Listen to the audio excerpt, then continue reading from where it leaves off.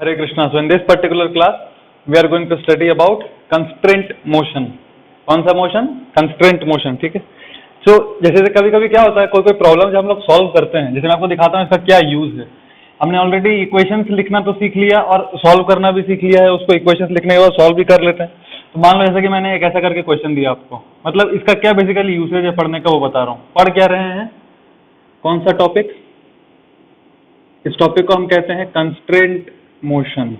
मैं बताता हूँ आपको क्या होता है बेसिकली, उस पर टेंशन मत लो. उसका यूज कहाँ है देखो. सपोज फॉर एग्जांपल मैं सिंपल सा एक क्वेश्चन देता हूँ.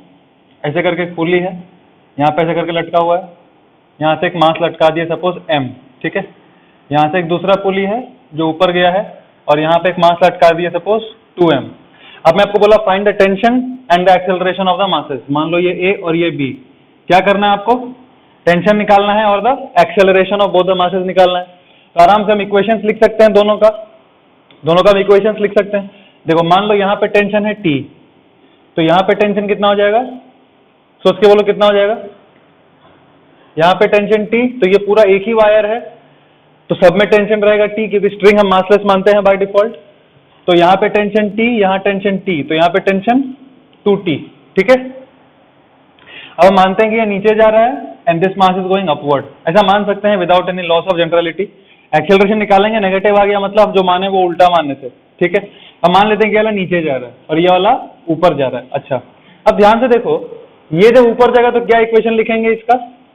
उसका इक्वेशन लिखेंगे T minus mg equals to mass into acceleration. ठीक है. ये पहला इक्वेशन आ गया मेरा. अच्छा, जब इसके लिए इक्वेशन लिखेंगे तो क्या लिखेंगे? ये नीचे जा रहा है तो नीचे वाले डायरेक्शन को पॉजिटिव मानेंगे और इक्वेशन लिखेंगे 2mg, है ना, ये नीचे जा रहा है तो नीचे वाले डायरेक्शन को पॉजिटिव मानेंगे तो लिखेंगे 2mg minus 2t equals to mass into acceleration. ये a ही लिखेंगे या कुछ और लिखेंगे? ये एक्सेलरेशन a लिखेंगे या कुछ और लिखेंगे? मतलब मैं ये कहना चाह रहा हूं कि ये अगर a एक्सेलरेशन से ऊपर जा रहा है तो क्या ये a एक्सेलरेशन से नीचे जाएगा या कुछ और एक्सेलरेशन से नीचे जाएगा? तो आंसर है, थोड़ा सोचने के बाद पता चलेगा आपको कि ये a नहीं लिख सकते आप. इसका एक्सेलरेशन और इसका एक्सेलरेशन सेम हो इस बात का कोई गारंटी नहीं है. जैसे फॉर एग्जांपल देखो, ये सिंपल, अगर if I take this kind of a pulley, very simple, suppose this is block A and this is block B. In this particular case, if I tell you, if the acceleration of this block is A upward, the acceleration of this block will be A downward. This is normal, this is common sense. दिख रहा है हमको साफ साफ clearly. There is no doubt in this particular case. But in this particular case, I cannot guarantee that if this is going upward with an acceleration of A, this will come down with an acceleration of A. There is no guarantee. And therefore, I cannot write this as A and A in both the cases. This is for block A and this is for block B. In both the cases, I cannot write the acceleration of both the blocks to be A. Therefore, I'll write this acceleration to be say A1 and this acceleration to be A2. So now I have written equation of both the blocks.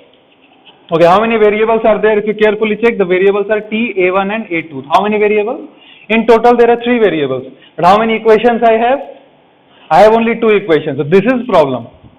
यहाँ पे हम फंस जाते हैं और आगे solve नहीं कर सकते until and unless I have one more equation.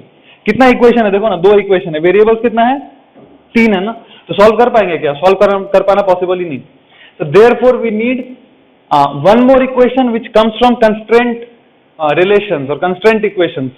So constraint motion, constraint equation, constraint relation जो भी है, it is ऐसा नहीं कि it is a separate topic and one entire question will come from this particular topic only. ऐसा नहीं होगा. पर क्या होगा कि constraint relation से you will get one equation which will help you to solve many good tough problems in Newton's law of motion. This will give you 1 or 2 equations with the help of which you can get exact number of equations as the number of variables to solve the question. And therefore, if any question has to come from Newton's law of motion, या तो constraint से रहेगा या तो pseudo force से, ये सब से रहेगा. So it's a very very important topic. Though it will give you only one equation, but without which you cannot solve. So therefore, जब अच्छा क्वेश्चन बनता है constraint motion से बनता है, and therefore it's very important. ठीक है. तो आपको समझ में आया ना? यहाँ फंस जाएंगे. हमारे साथ बहुत सारे केसेस है, कई सारे ऐसे पुलिस रहेंगे जहाँ पे आप एक्सेलरेशन को रिलेट करना पड़ेगा आपस में एक दूसरे से और एक इक्वेशन लिखना पड़ेगा. तो जो नंबर ऑफ इक्वेशंस होंगे और जो नंबर ऑफ वेरिएबल्स होंगे वो मैच करेंगे. Then only I can solve it. Otherwise it's not possible to solve. I will able to understand. That's why we have this topic of constraint motion और constraint relation. मतलब जो भी बोल सकते हैं आप उसको.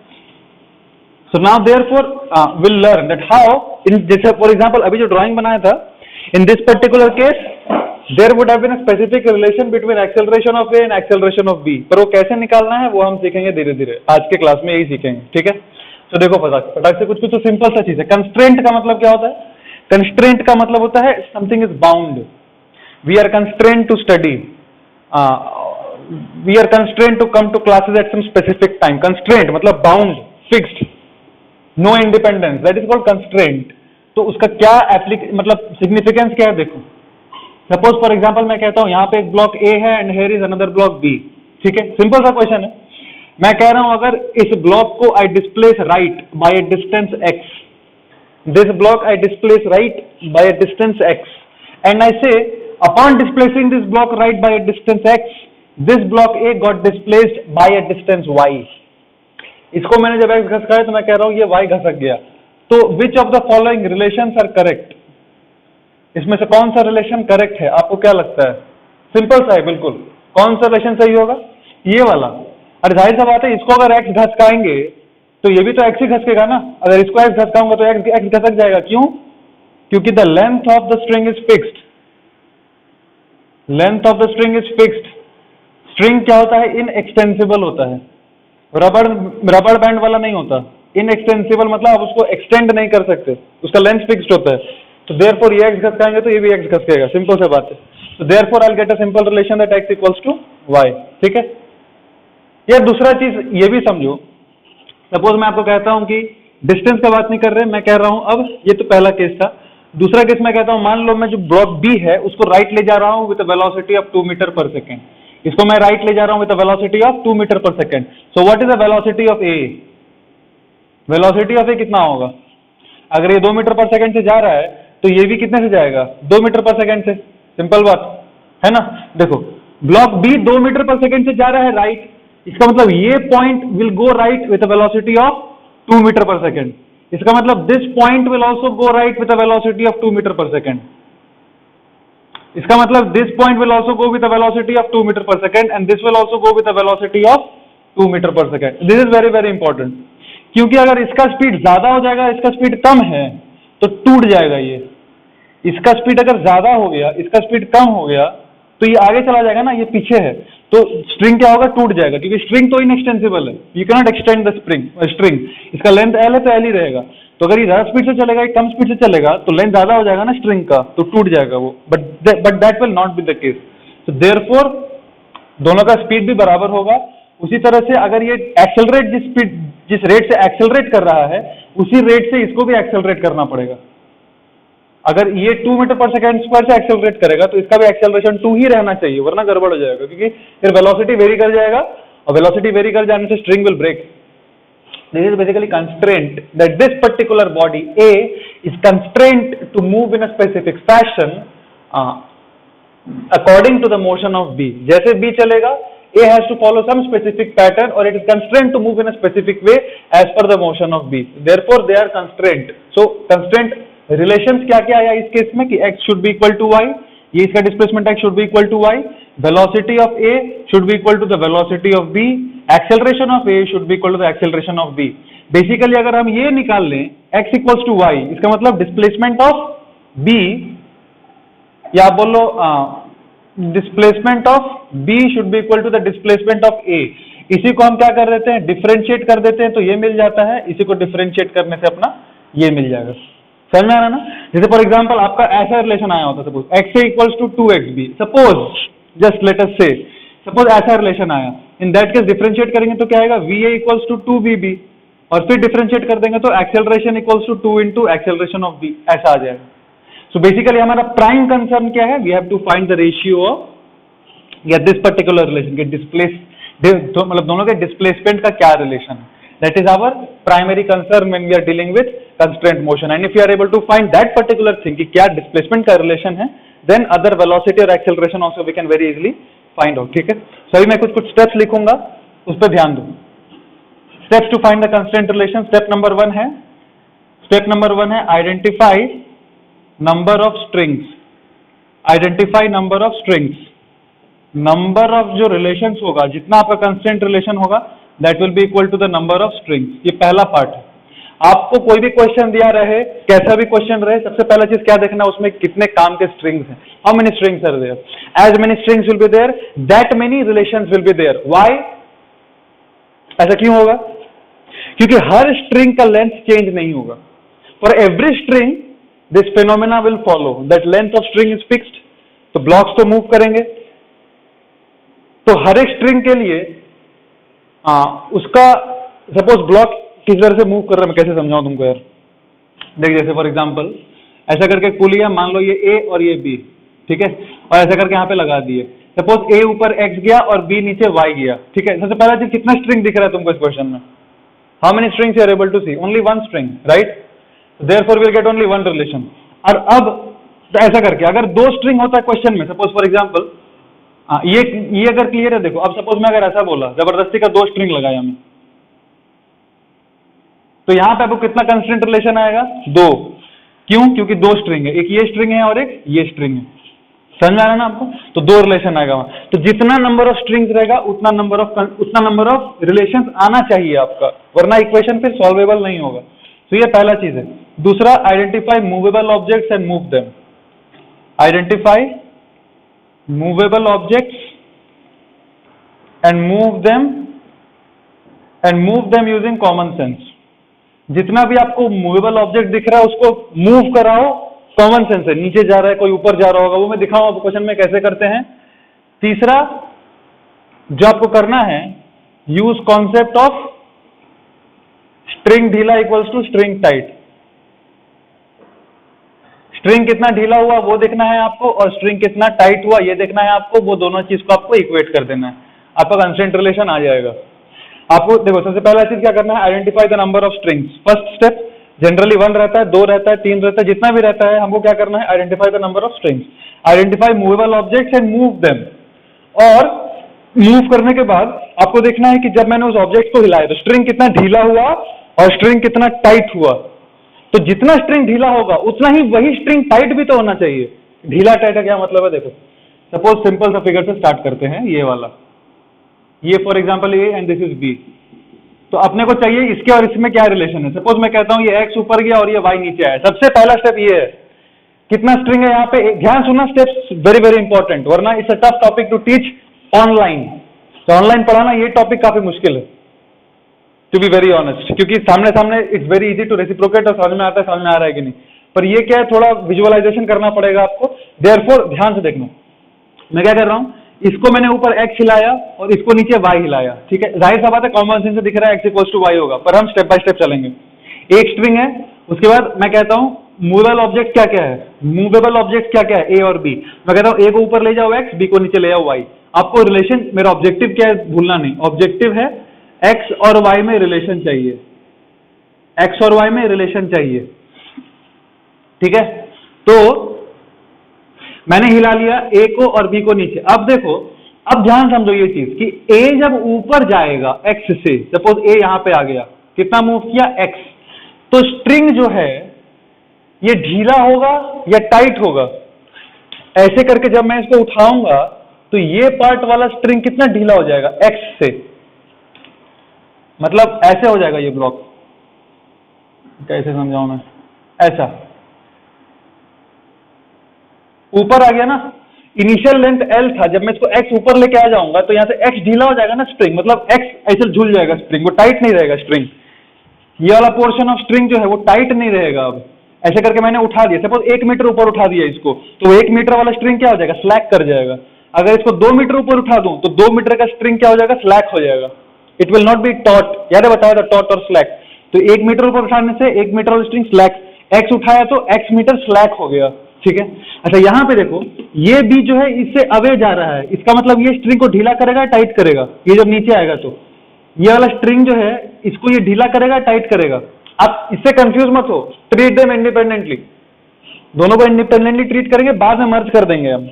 तो ये x ढीला कर दिया, अब इस पे जब ध्यान देंगे तो ये जब नीचे y जा रहा है, तो सपोज b 1 मीटर नीचे जाता है तो खींचेगा ना स्ट्रिंग को 1 मीटर से नीचे, कितना टाइट कर दिया, बाय 1 मीटर। अगर इसको 2 मीटर नीचे खींच देंगे, है तो इतना ही, तो हो गया L+2, मतलब 2 टाइट कर दिया। अगर y नीचे कर देंगे तो कितना टाइट करेगा y, ठीक है। तो स्ट्रिंग ढीला कितना हो गया, देखो यहाँ से x और टाइट कितना हुआ y, और ये दोनों बराबर होना चाहिए। क्यों? क्योंकि length of string is fixed. String को ब्लॉक्स को मूव कराने से जितना ढीला होगा उतना ही ब्लॉक्स को मूव कराना से टाइट भी होना चाहिए, क्योंकि आपको क्वेश्चन में हमेशा ही अज्यूम करना है कि string will always remain taut. There are certain assumptions.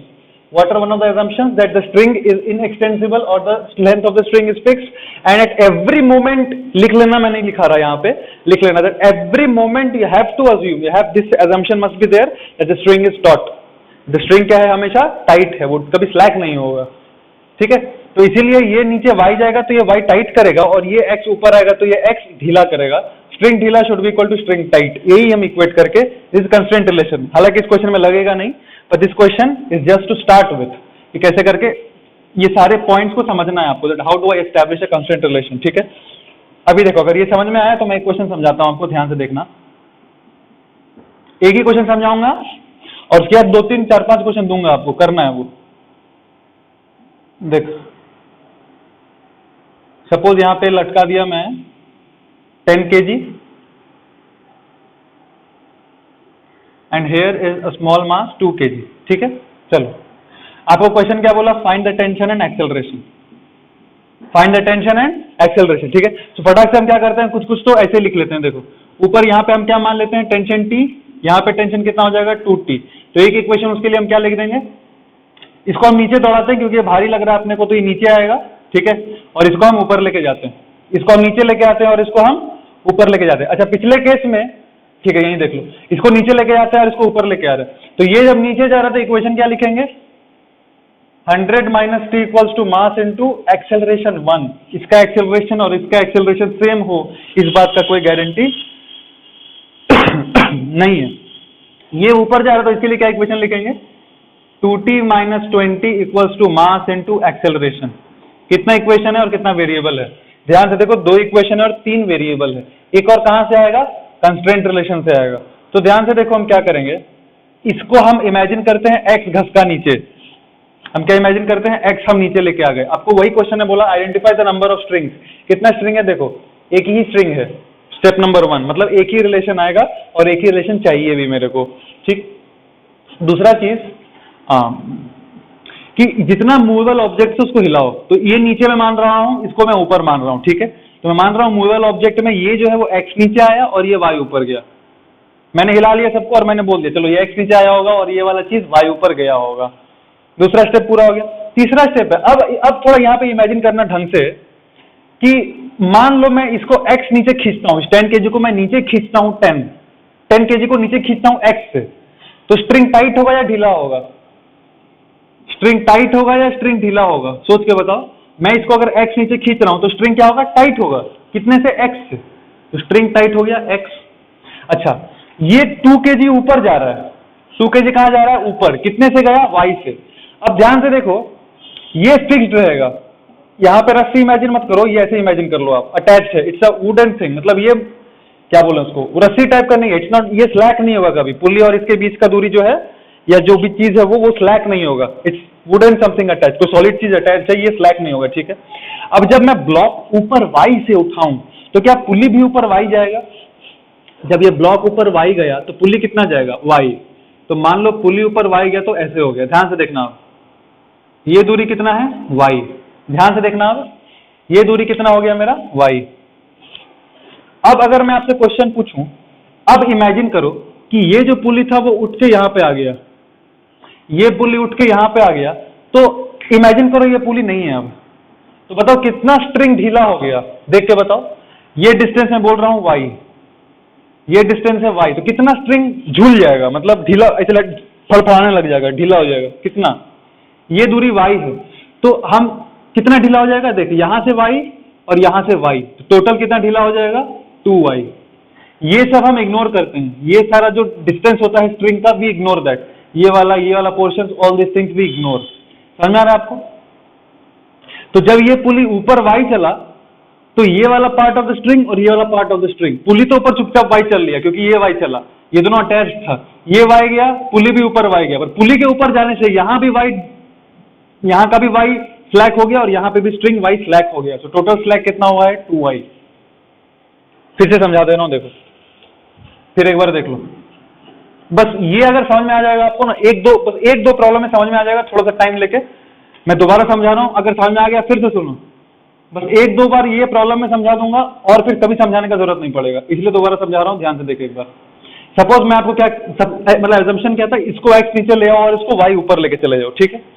मैंने कहा जब ये y ऊपर जाएगा ना, तो ये पुली भी कितना जाएगा ऊपर, y। बड़ा फोटो बनाते हैं, देखो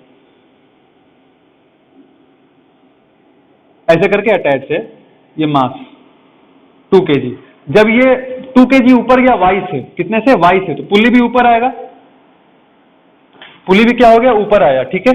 कितना ऊपर आया, ये दूरी कितना है, y, क्योंकि ये ऊपर y आया तो जाहिर सी बात है पुली ऊपर y चला। अब मैं ये बोल रहा हूं कि मान लो पुली ऊपर चला ही गया, ऐसे करके पुली अब यहां है, तो तुमको कितना स्ट्रिंग देख रहा है, लटक गया। पुली तो सिर्फ ऊपर y गया, पर ये दोनों पार्ट ऑफ द स्ट्रिंग खाली हो गया, मतलब ये बेसिकली झूल जाएगा, इट्स नाउ स्लैक। तो स्ट्रिंग कितना ढीला हो गया, 2y, ठीक है। सो टाइट कितना हुआ था, x टाइट किया था, पर इसके ऊपर जाने से ये दोनों पार्ट ऑफ द स्ट्रिंग ढीला हो जाएगा, तो 2y ढीला हो जाएगा। तो रिलेशन क्या रहना चाहिए अपना, रिलेशन रहना चाहिए x should be equal to 2y, very very important relation. समझ में आ रहा है, कितना, x इक्वल्स टू 2y। अब x ये है, a1 से रिलेटेड है, एक काम करो, a1 इसका ब्लॉक का नाम दे दो, ठीक है चलो 1 ही रहने दो। ये है 1, ये देखो ये इक्वेशन किसके लिए लिखे थे, इसके लिए ना, 100 माइनस t। तो इसको जब डिफरेंशिएट करेंगे तो क्या आएगा, velocity of 1 equals to 2 into velocity of 2। इसको मैं ब्लॉक 1 मान रहा हूं, तभी इसका इक्वेशन ऐसे लिखा a1 करके, 100 minus T equals to 10a1, ये वाला पार्ट 1 मान रहा हूं और इसको b मान रहा हूं, है ना। 2t माइनस 20 इक्वल्स टू 282, इसको 2, तो y वाला पोर्शन 2 है, इसलिए इसको डिफरेंशिएट करके v1 लिखा। तो v1 इक्वल्स टू 2v2, फिर डिफरेंशिएट करेंगे तो क्या आ जाएगा, a1 इक्वल्स टू 282, सिंपल। ध्यान समझो जो किया, ठीक है। तो ये मेरा तीसरा इक्वेशन हो गया। तो तीसरा इक्वेशन क्या हो गया, a1 इक्वल्स टू 282। अब इसको हम आराम से सॉल्व कर सकते हैं, इसको हम सॉल्व करेंगे तो बेसिकली कितना इक्वेशन हो गया, 3, और 3 वेरिएबल है, देखो फटाक से सॉल्व कर लेंगे। एक्सेलरेशन चाहिए और टेंशन चाहिए, तो हम क्या करते हैं, इसको 2 से मल्टीप्लाई कर दो दोनों साइड और ऐड कर दो, 2 से मल्टीप्लाई कर दो, इससे ऐड कर दो, तो क्या आ जाएगा, 200 minus 20 equals to 20a1 plus 2a2, ठीक है। ये आ गया 180 इक्वल्स टू, किसको किसी में भी चेंज कर सकते हैं, a1 को चेंज कर देते हैं हम 2a2 में, 2a2 मतलब 40a2 प्लस 2a2, 42a2, इसका मतलब a2 क्या आ गया, 90/21, 3 से काट देंगे तो 30/7 मीटर पर सेकंड स्क्वायर, ये वैल्यू आ गया a2 का, ठीक है। तो a1 का वैल्यू कितना आ जाएगा, फटाक से देख ले, ट्वाइस ऑफ a2 मतलब 60/7। अब a1 a2 आ गया तो अब टेंशन निकाल लेना, ठीक है, ये मैं कैलकुलेशन नहीं कर रहा, अगर a1 और a2 आ गया तो टेंशन खुद से निकाल सकते हैं। तो ऐसे करके बेसिकली सॉल्व करना होता है, अगर आप ये नहीं लगाते कंस्ट्रेंट रिलेशन तो सॉल्व भी नहीं कर पाएंगे। So this is the significance of that, this is the significance of that, ठीक है, ये एक मेथड है। अच्छा और देखो, फिर से मिटा रहा हूं मैं इस चीज को, ध्यान से देखना। अब सपोज कोई बच्चा अगर ऐसे भी ले सकता है, वो बोलेगा सर सपोज क्वेश्चन ऐसे, ये क्वेश्चन सॉल्व हो गया अपना, खत्म। अब ध्यान से देखो, सपोज ये डेटा कुछ उल्टा रहता, मतलब ये डेटा ऐसा नहीं रहता, क्योंकि आपको डायरेक्शन तो अज्यूम करना पड़ता है। सपोज ये 2 kg का दे देता और ये वाला 10 kg का दे देता, अब क्या होता सोचो, सेम क्वेश्चन सेम है, find the tension and acceleration. अब क्या होगा, अब ये होगा कि ये वाला ब्लॉक का बच्चा अज्यूम करेगा नीचे, ये वाले ब्लॉक को क्या अज्यूम कर लेगा, वो नीचे। तो इक्वेशन क्या लिखेगा, इक्वेशन लिखेगा 100 minus 2t equals to mass into acceleration 1, इसका एक्सेलरेशन अब मैं मान लेता हूं 1, इसका एक्सेलरेशन आप मान लो 2। ये तो देख के समझ में आ रहा है ना, सेम नहीं होगा एक्सेलरेशन, ये तो समझ में आ जाएगा। अब एक्सेलरेशन दोनों का सेम नहीं होगा, तो इसका मान लो a1, इसका मान लो a2। 100 minus 2t equals to इतना, और इसका हम क्या बोल देते हैं, t minus 20 equals to 2a2, ऊपर की तरफ जा रहा है ना, t minus 20 equals to 2a2, ठीक है। तो मेरा 2 इक्वेशन आ गया, तीसरा इक्वेशन कहां से आएगा, और तो कोई इक्वेशन लिख ही नहीं सकते, तो इसलिए वो फिर देखो आपको आइडिया लगना क्या चाहिए, कंस्ट्रेंट मोशन कब लगेगा, जब आपको कोई और इक्वेशन दिख ही नहीं रहा है, तब सोचना कि कंस्ट्रेंट मोशन लग सकता है, क्योंकि जनरली ऐसा होता है, कभी कभी पता भी नहीं पड़ता कंस्ट्रेंट मोशन लगाना है। कभी कभी ऐसा क्वेश्चन आता है जिसे पता ही नहीं लगता कि कंस्ट्रेंट मोशन भी लगाना है। तो वैसे क्वेश्चंस में जब कम पड़े आपका इक्वेशंस तो हिंट लगना चाहिए दिमाग में कि may be there is some constraint equation that I have to find out, and ऐसे करके फाइंड करना है। स्ट्रिंग्स देखना, ब्लॉ हिलाना और देखना कि स्ट्रिंग ढीला स्ट्रिंग टाइट को इक्वेट करना रहता है। खैर यहाँ पे कहाँ पे थे हम, हाँ। तो अब मान लो, अब इधर देखो ध्यान से, अब ये क्या है, स्ट्रिंग, ये जो पुली है वो ये 10 kg वाला ब्लॉक नीचे आएगा।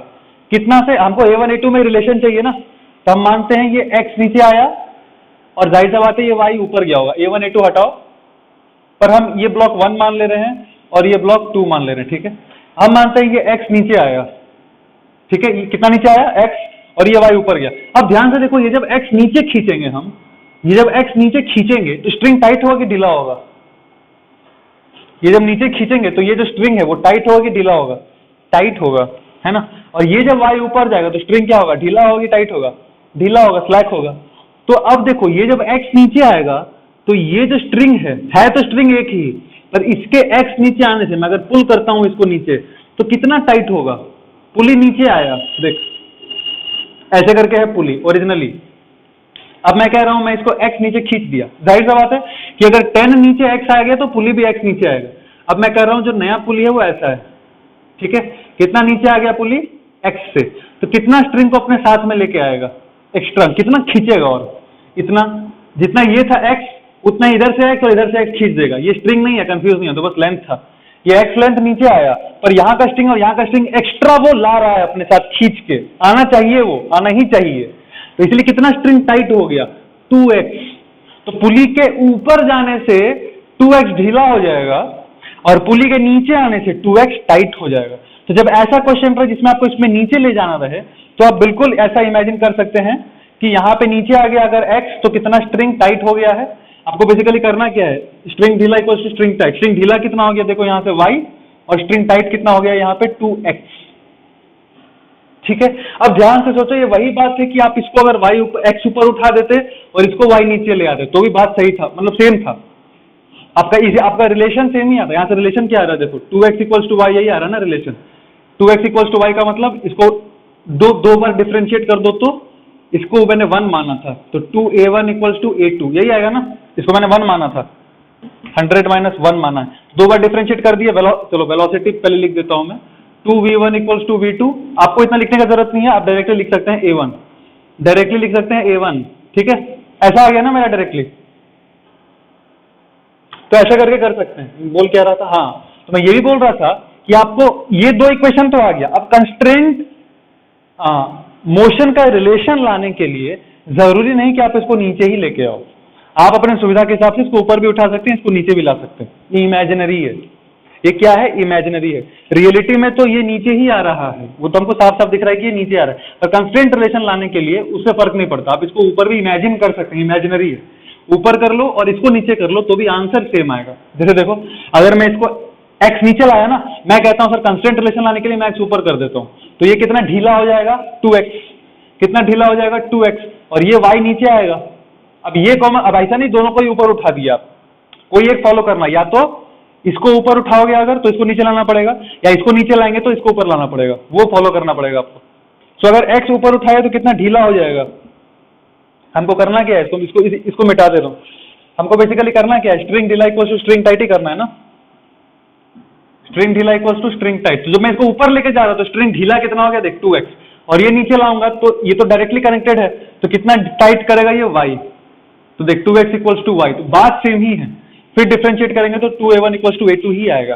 तब जैसे चाहे इमेजिन कर सकते हो, सिर्फ कंस्ट्रेंट के लिए नॉर्मल इक्वेशंस देखो, नॉर्मल इक्वेशंस लिख लेने का नॉर्मली, और आपको सुविधा है तो आप नॉर्मली इमेजिन कर लो कि x नीचे लेके आ जाओ और इसको y ऊपर लेके चले जाओ और देख लो स्ट्रिंग ढीला इक्वल टू स्ट्रिंग टाइट कितना है। इस केस में अगर ये x नीचे आएगा तो 2x टाइट करेगा और ये y ऊपर जाएगा तो y ढीला करेगा, ठीक है। ऐसे कर सकते हैं। अगर आपको सिर्फ कंस्ट्रेंट रिलेशन का बात करें तो आप ऊपर भी दौड़ा सकते हैं इसको, कोई दिक्कत नहीं। हालांकि ये नीचे आएगा, मैं मानता हूं, हालांकि ये नीचे आएगा, पर आप ऐसे इमेजिन कर सकते हैं कि ऊपर दौड़ा लो इसको x से और इसको नीचे y से दौड़ा लो, आपका आंसर चेंज नहीं होगा। तो इस केस में 2x ढीला करेगा और ये y टाइट करेगा। इक्वेशन मतलब वही आएगा, 2x equals to y, 2x ढीला हो गया, y टाइट कर रहा है, स्ट्रिंग ढीला इक्वल्स टू स्ट्रिंग टाइट, तो 2x इक्वल्स टू y। ये पूरा अगर ढंग से क्लियर है तो एक क्वेश्चन दे रहा हूं वो करो। या फिर स्क्रीन पॉज करके रिवाइंड करके देख लो ध्यान से क्या क्या किया, स्टेप्स गड़बड़ाना नहीं। और आपको क्वेश्चन ये जनरली नहीं देता कि find the relation between this and this, वो भी पूछ ही सकता है, वो तो फिर डायरेक्ट कंस्ट्रेंट का ही क्वेश्चन हो गया, पर ऐसा बहुत रेयरली पूछता है, जेई में तो नहीं पूछेगा, पूछ सकता है, मतलब कुछ कह नहीं सकते। इन जनरल आपको ये बोलता है find the tension and acceleration, क्योंकि उससे क्या होता है एनएलएम का ही पता चल जाता है कि बच्चे को एनएलएम आता है कि नहीं, दूसरा कंस्ट्रेंट ऑटोमेटिकली कवर हो जाता है उसमें। तो देयरफॉर ऐसा पूरा एक फुल क्वेश्चन पूछता है जिसमें कंस्ट्रेंट रिलेशन का एक पार्ट रहता है विच इज वेरी इंपॉर्टेंट, और यही हार्ट ऑफ द प्रॉब्लम रहता है, मेन हार्ट इसी का रहता है। हाँ, ये वाला क्वेश्चन ट्राई करो एक बार, ये वाला खुद से ट्राई करो। सपोज ऐसे करके दिया हुआ है, यहाँ पे मास 10 kg एंड यहाँ पे मास 2 kg, सिंपल है फटाक से, यहाँ पे मास 2 मतलब इसका मास 4 ले लो। चलो find the tension and acceleration, आप एक बार फटाक से खुद से ट्राई करो, फिर मैं आपको बताता हूँ। सफिशिएंट नंबर ऑफ क्वेश्चंस करेंगे, हमारा प्रैक्टिस हो जाएगा। फटाक से एक बार ट्राई करो और फिर बताता हूँ मैं आपको, ठीक है। आपको बेसिकली देखना है कि स्ट्रेंथ कितना है, और उसके बाद मूवेबल ऑब्जेक्ट को एक्स और वाई मान लो हिला के, मूवेबल ऑब्जेक्ट को आप क्या करो, मूव करा लो एक्स और वाई से, इक्वेशंस लिख लो, कंस्ट्रेंट इक्वेशन लिखो और सॉल्व करो, ठीक है। एक बार ट्राई करो फिर देखना बोर्ड की तरफ। चलो मैं मानता हूं ये नीचे जा रहा है एक्स से और ये ऊपर जा रहा होगा वाई से। सबसे पहले तो हम इक्वेशन लिख लेते हैं, टेंशन हम इस पे टी मान लेते हैं, इसमें टेंशन टी मानने का घाटा है, घाटा है मतलब कैलकुलेशन आपका थोड़ा अजीब सा हो जाएगा। क्या अजीब हो जाएगा, अगर मैं इसका टेंशन टी मान लूंगा तो ये टी बाई टू करना पड़ेगा, इसका टेंशन अगर टी मानेंगे तो ये टी बाई टू हो जाएगा, फिर यहाँ टी बाई टू, तो टी बाई टू लाना इट्स नॉट, अजीब लगता है थोड़ा अपना, तो इट्स बेटर कि आप यहाँ पे टी मान लो, तो ये टी ये टी ये टी ये टी, तो ये 2t, तो दैट इज मोर इजियर। और ये नीचे आ रहा है तो इक्वेशन लिखेंगे 100 minus 2t equals to mass into acceleration, ये ऊपर जा रहा है t minus 40 equals to mass into acceleration.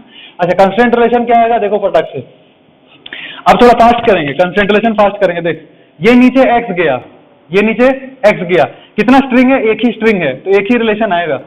ये नीचे x गया तो स्ट्रिंग कितना टाइट कर देगा, अगर ये पुली नीचे x गया तो टाइट करेगा कि ढीला करेगा, पहले तो ये बता दो। ये अगर नीचे x आया, ये अगर नीचे x आया तो स्ट्रिंग को टाइट करेगा कितना, 2 से 2x टाइट कर देगा। अभी तो वही पढ़ा है ना, ऐसे केसेस में जब पुली नीचे x आता है, ये ब्लॉक नीचे x जा रहा है ना ब्लॉक, तो ये x आएगा तो ये भी x आएगा ना नीचे, ये सब कनेक्टेड रहता है ऐसा, ठीक है, टेंशन मत रहना कि ये भी सर स्ट्रिंग ही है, तो ये सब ऐसा हार्ड रहता है। तो ये जब x नीचे आएगा तो 2x टाइट करेगा, और ये y ऊपर जाएगा तो y ढीला करेगा, तो स्ट्रिंग ढीला equal to string tight. x को रिप्लेस कर दो किससे, a1, और y है अपना a2, कुछ भी मत कर देना, x वाले को मैंने a1 पकड़ा है वो ध्यान रखना, और y वाले को a2 पकड़ा था, देख इसका इक्वेशन में a2 लिखा था, तो बस 3 इक्वेशन आ गया, 3 वेरिएबल आ गया, सॉल्व करना आपका, सॉल्व कर, चलो एक सॉल्व भी कर देता हूं मैं। इस केस में क्या करो, पहले सपोज आपको टेंशन निकालना है, आपको टेंशन निकालना है तो अच्छा है a1 a2 को एलिमिनेट कर लो, मैं तो वो मैं वैसे करता ही नहीं, मैं जनरली ऐसा कर लेता हूँ, इसको 2 से मल्टीप्लाई कर दो तो क्या आ जाएगा देखो, 2t minus 8t equals to 8a2, अब दोनों को ऐड कर दो तो 20 equals to 18a1 plus 8a2, सही है ना, ठीक है। यहां से क्या आ जाएगा, 20 equals to a2 equals to 2a1, a2 equals to 2 16 34a1, ठीक है। यहां से a1 कितना आ गया, 10/17, ओके, a1 आ गया क्या अपना, ओके a1 आ गया तो वहां से निकाल लूंगा मैं, 2t क्या आ गया, 100 माइनस 100/17, सही है ना, 2t उधर भेज दो, 100 माइनस 10a1, 100 माइनस 100/17, तो ये क्या आ गया, 1700 माइनस 1, 1600/17, तो टेंशन कितना आ गया, 800/17 न्यूटन। सिंपल सिंपल है, बहुत सिंपल, ऐसा करके करना है आपको, समझ में आ रहा है ना कैसे करना है, ठीक है। और कुछ क्वेश्चन लिखो अब फटाफट करो, 1 2, ये क्वेश्चन ऐसा करके यहाँ पे पुली लगाया हुआ है, यहाँ भी एक पुली लगाया है, ये एक ब्लॉक है, और ये ऐसा करके फिक्स्ड, ये यहाँ पे ऐसा करके फिक्स्ड है, ठीक है। ये समझ में आ रहा है आपको ढंग से, आई होप क्लियर है, ऐसा करके है, हाँ ठीक। इसका मास मान लो 2 kg और इसका मास 10 kg, इसका मास मान लो, चलो 4 kg मान लो, 4 kg और इसका मास 10 kg, ठीक है। ये वाला सॉल्व करने की कोशिश करो, उसके बाद एक ये वाला कर लो, मैं क्वेश्चन लिख रहा हूं, अब आप सॉल्व करते जाओ फटाफट, ठीक है।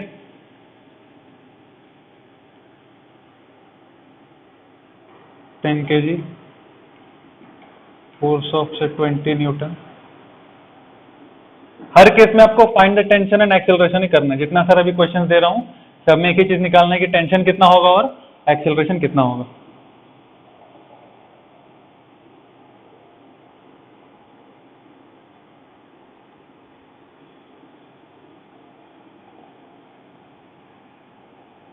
टेन के जी और ये कितना 4 kg, सब में 10 4 ही मान लो, हो सकता है अपना इक्वेशन आ जाए तो आसानी से सॉल्व हो जाएगा। चलो फटाक से इतना ट्राई करो, ये 3 ट्राई करो,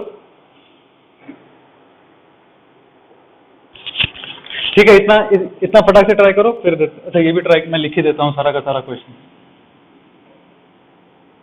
ये भी ट्राई कर लो। दिस इज 2 kg, ऐसा करके गया,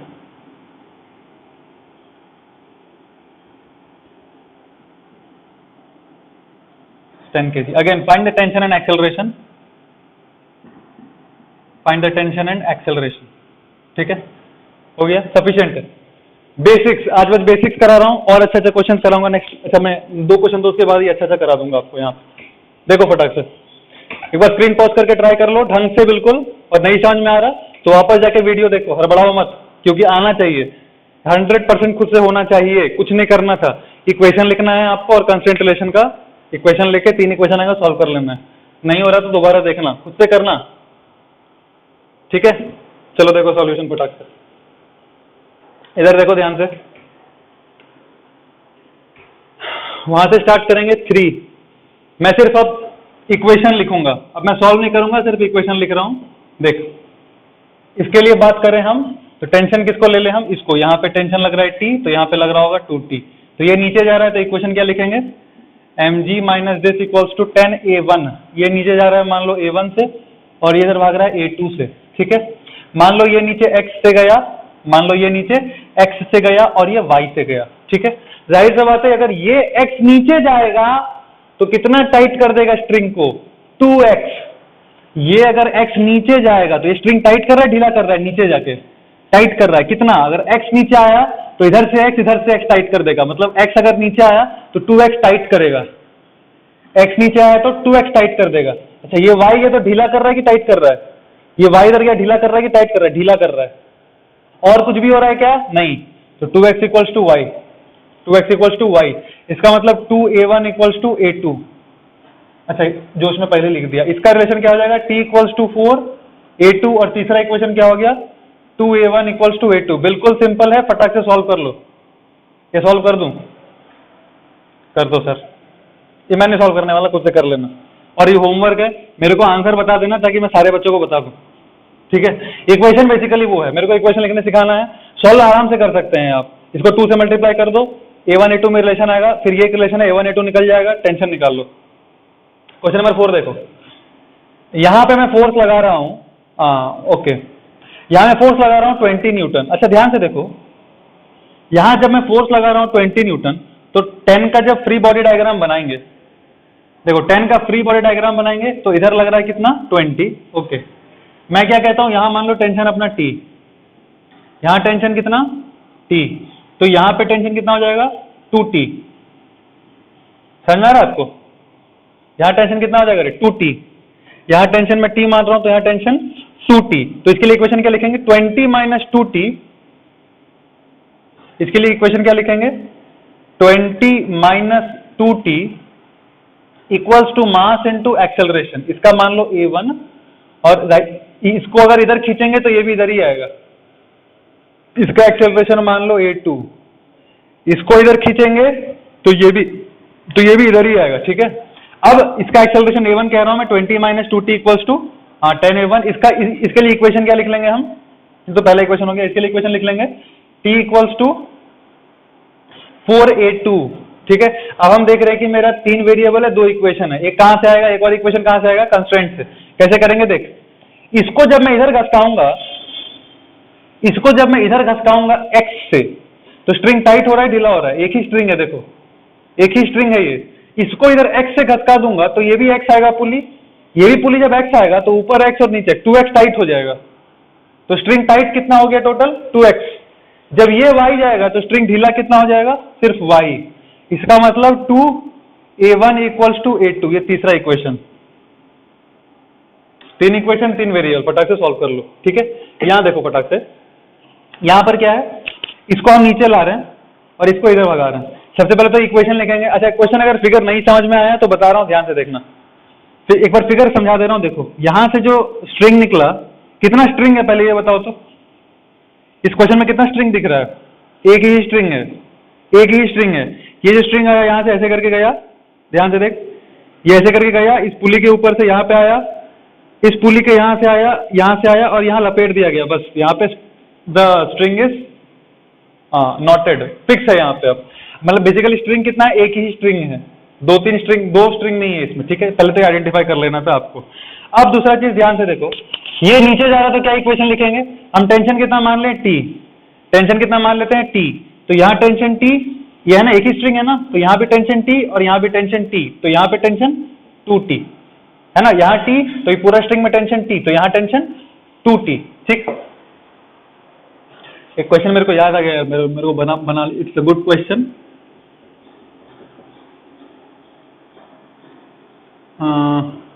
खुद पे आएगा वो, कैसा था?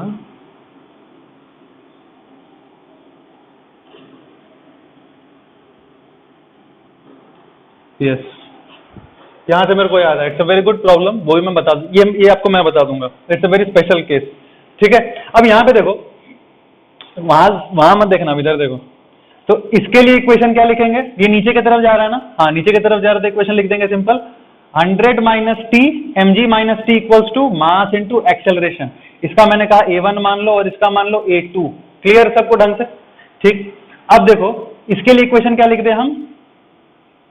फोर्स, ढंग से लिखना, टी मत लिख देना, 2t फोर्स लग रहा है इस पे। यहाँ टेंशन टी माना तो यहाँ 2t, तो force equals to mass into acceleration, second equation. अच्छा, अब A1 A2 में रिलेशन चाहिए, तो मैं मानता हूं ये x नीचे गया और ये y इधर भागा। अब मेरे को बताओ, जब ये x नीचे आएगा तो स्ट्रिंग ढीला होगा या टाइट होगा? इसको जब मैं पकड़ के नीचे खींच दिया x से, तो स्ट्रिंग ढीला हुआ कि टाइट हुआ? टाइट हो गया। कितना से? जब इसको x नीचे खींचूंगा तो x से ही टाइट होगा, तो स्ट्रिंग टाइट हो गया x, इसको नीचे खींचा तो स्ट्रिंग टाइट हो गया x। ओके, जब इसको y इधर लेके आ गया, जब इसको मैं y यहां पे लेके आया पुली को, तो स्ट्रिंग ढीला होगा या टाइट होगा? पुली मतलब ये बेसिकली ब्लॉक इधर गया y से, मतलब पुली भी y से घसका। जब y से घसका तो ये वाला पूरा पोर्शन क्या हो जाएगा? ढीला हो जाएगा ना स्ट्रिंग का। ये वाला पूरा पोर्शन क्या हो जाएगा? ढीला, है ना। ये पुली हट जाएगा तो ये y और ये y, इतना पोर्शन क्या हो जाएगा? ढीला हो जाएगा। तो 2y ढीला हो गया, तो क्या इक्वेशन लिख देंगे? x equals to 2y। String ढीला कितना हो गया? 2y। ठीक है, तो ये बेसिकली मेरे को इक्वेशन क्या देगा?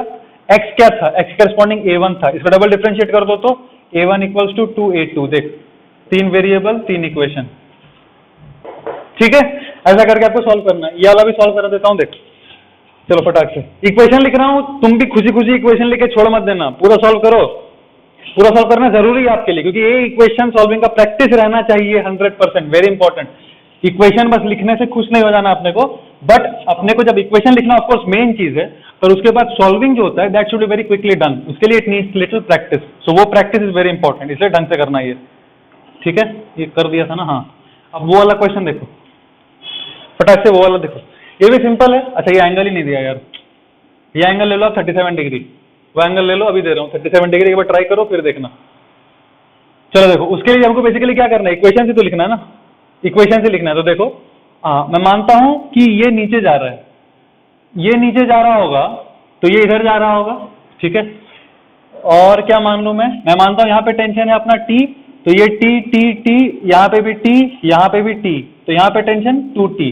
तो इसके लिए इक्वेशन क्या लिखेंगे? इसके लिए इक्वेशन लिखेंगे mg minus 2T equals to mass into acceleration. अच्छा, दोनों का एक्सेलरेशन सेम होगा अलग होगा? दोनों के लिए ए लिख सकते हैं क्या? अलग होगा सेम होगा? अलग होगा, दिख रहा है, कॉमन सेंस से दिख रहा है अपने को। ठीक है, तो देखो ध्यान से, इसके लिए क्या लिख दिया हम? A1 100 minus 2T equals to 10 A1। इसके लिए क्या लिखेंगे रे? T माइनस mg साइन 37 है ना, उधर जा रहा है ना, तो T minus mg sine theta should be equal to mass into acceleration, इसका मान लेते हैं हम अपन a1, इसका मान लो a2, ठीक है। हम दो इक्वेशन आ गया, बेसिकली क्या है, t minus 12 equals to 2a2, तो ये पहला और ये दूसरा, ठीक है। दो इक्वेशन आ गया, वेरिएबल कितना है देखो 3, तो एक और कहां से आएगा, और तो कुछ कर ही नहीं सकते हम, और कोई इक्वेशन लिख ही नहीं सकते, दोनों ब्लॉक का हम लिख ही लिए इक्वेशन। और कोई इक्वेशन लिख सकते हैं क्या, एक और इक्वेशन लिख सकते हैं इसका वर्टिकल कंपोनेंट वाला, तो उससे मेरे को नॉर्मल मिलेगा, normal equal to mg cos theta, वो मिल जाएगा अपने को। ये जो नॉर्मल फोर्स लग रहा है, नॉर्मल फोर्स मिल जाएगा, पर a1 a2 और t ये तीन तो फिर सॉल्व नहीं होगा, बेसिकली इसमें कुछ हेल्प नहीं करेगा वो, normal equal to mg cos theta लिख देंगे, मतलब और कोई इक्वेशन लिख ही नहीं सकते। तो उस केस में अपना माथा में आइडिया आना चाहिए कि शायद कंस्टेंट मोशन लगेगा, शायद कंस्टेंट मोशन लगेगा। लगाते हैं, देखो अब सिंपल है। हाँ, इसको हम इमेजिन करते हैं, नीचे कितना गया x, स्ट्रिंग कितना है पहले वो देख लो, कितना स्ट्रिंग दिख रहा है, स्ट्रिंग तो एक ही है, इसको स्ट्रिंग मत मान लेना, स्ट्रिंग तो एक ही है, ओके। तो मतलब एक इक्वेशन आएगा, हमको एक ही चाहिए, भी बहुत बढ़िया। इसको मैं नीचे जब x घसकाऊंगा, टाइट होगा, ढीला होगा। इसको जब मैं मान रहा हूं ये x गया और ये y गया, ये x गया और ये y गया, जब इसको मैं x नीचे टानूंगा तो इधर से x इधर से x, 2x टाइट हो जाएगा, सिंपल। इसको x टानूंगा तो कितना टाइट हो जाएगा, 2x टाइट होगा, ठीक। और इधर y ले गया तो ढीला हो जाएगा, ये y से, इधर y ले गया तो मैं y से ढीला होगा, है ना। अरे ये स्ट्रिंग को ढीला कर देगा ना, इधर जाएगा तो y। अच्छा, यहाँ पे है a1, डबल डिफ्रेंशिएट करेंगे तो क्या आएगा, 2a1 equals to a2, simple. तीन इक्वेशन, तीन वेरिएबल, सॉल्व कर लेने का, पहला इक्वेशन, दूसरा इक्वेशन, तीसरा इक्वेशन, फटाक से सॉल्व कर लेने का, ठीक है। यहाँ पे देखो, it's a very special case, मैं आपको कहता हूं, हाँ मान लो ये 10 kg और ये 4 kg, फिर से अगेन, ठीक है। मान लो वो 10 kg और वो 4 kg। अब अच्छा, अरे यार ये मिटा दिया गया, नहीं मिटाना था, ठीक है। ठीक है, चलेगा, मैं बताता हूँ, देखो ध्यान से। ये बताने से पहले मैं एक चीज बताता हूँ, चलो आओ। जैसे फॉर एग्जांपल ये वाला क्वेश्चन हमने सॉल्व किया था ना, ऐसे करके यहाँ पे लटकाए थे, यहाँ एक ब्लॉक था और यहाँ एक ब्लॉक था, ठीक है। ये क्वेश्चन हमने सॉल्व किया था, राइट। और भी कुछ कुछ क्वेश्चन था, मैं दिखा रहा हूँ बस आपको, बस फोटो दिखा रहा हूँ, सिर्फ सॉल्व नहीं करा रहा, बस फोटो दिखा रहा हूँ। ये सब सॉल्व हम कर चुके हैं ऑलरेडी। क्या था, सपोज ऐसे करके, यहाँ भी एक था, ये ऐसे, और यहाँ एक ब्लॉक था, ठीक है। अच्छा देखो, इसमें और ये सारे क्वेश्चंस में और उसमें एक बहुत बड़ा डिफरेंस है, मैं दिखा रहा हूँ क्या। सपोज मैं मानता हूं यहाँ पे टेंशन है T, तो यहाँ टेंशन कितना हो जाता था, ये भी टेंशन T, ये भी टेंशन T, ठीक है। तो यहाँ टेंशन कितना हो जाता था, 2T। ऐसा क्यों होता था, क्योंकि हम क्या बोलते थे कि पुली इज मासलेस, हम क्या बोलते थे, pulley is massless. Pulley massless का मतलब F net should be zero, क्यों, एफ नेट क्या होता है, मास इनटू एक्सेलरेशन, मास ही नहीं रहा तो एफ नेट कितना हो जाएगा, जीरो। इसीलिए ऊपर के फोर्सेस और नीचे के फोर्सेस हम बैलेंस करते थे और बोलते थे कि ये 2T होगा। हम क्या बोलते थे, 2T होगा। हम, आपको समझ में आ रहा है मैं क्या बोलना चाह रहा हूं, क्योंकि नेट फोर्स जीरो होता था, इस पे नेट फोर्स जीरो होता था। ऊपर 2T लग रहा है और ऊपर T लग रहा है, T लग रहा है, तो नीचे 2T लगना चाहिए, 2T होगा। क्या बोलेंगे, 2T होगा नहीं, 2T चाहिए, 2T होना चाहिए। क्लियर है ये चीज। उसी तरह से यहाँ पे क्या बोलते थे, यहाँ पे टेंशन T, यहाँ पे टेंशन T, T, तो यहाँ पे 2T होना चाहिए, 2T होना चाहिए, क्यों, क्योंकि इस पे नेट फोर्स जीरो है, why this should be 2T, क्योंकि एफ नेट कितना है यहाँ पे, जीरो, इसलिए होना चाहिए। जब ये फिगर को ध्यान से आप देखेंगे, ये फिगर में बहुत स्पेशल केस आएगा, एक बार ट्राई करो तो खुद से, find acceleration of A and B, एक बार ट्राई करो खुद से और फिर देखना सॉल्यूशन की तरफ, एक बार खुद से ट्राई करो उसको, फिर देखना। देखो ध्यान से, इसमें क्या हो रहा है, हालांकि ये इतना बड़ा लटका दिया, ये स्ट्रिंग नहीं है, ये वो ऐसे हार्ड, पर ये स्ट्रिंग है, इसको हार्ड मत समझ लेना। जब भी सेंटर से कुछ आता है, जरूरी नहीं कि हमेशा हार्ड ही हो, वो जो ब्लॉक कनेक्टेड होता है वो वाला हार्ड पोर्शन होता है सिर्फ, बाकी जो पुलिस में कनेक्शन होता है वो हार्ड नहीं होता है, ठीक है। ये कनेक्टेड रहेगा तो फिर फिक्स हो गया, फिर कोई फायदा ही नहीं। तो ये सब लाइट है, लूज है, ये वाला पोर्शन को हम हार्ड मानते हैं, ठीक है। अच्छा अब देखो, ध्यान से देखना, बड़ा बना दिया जरा जोश में।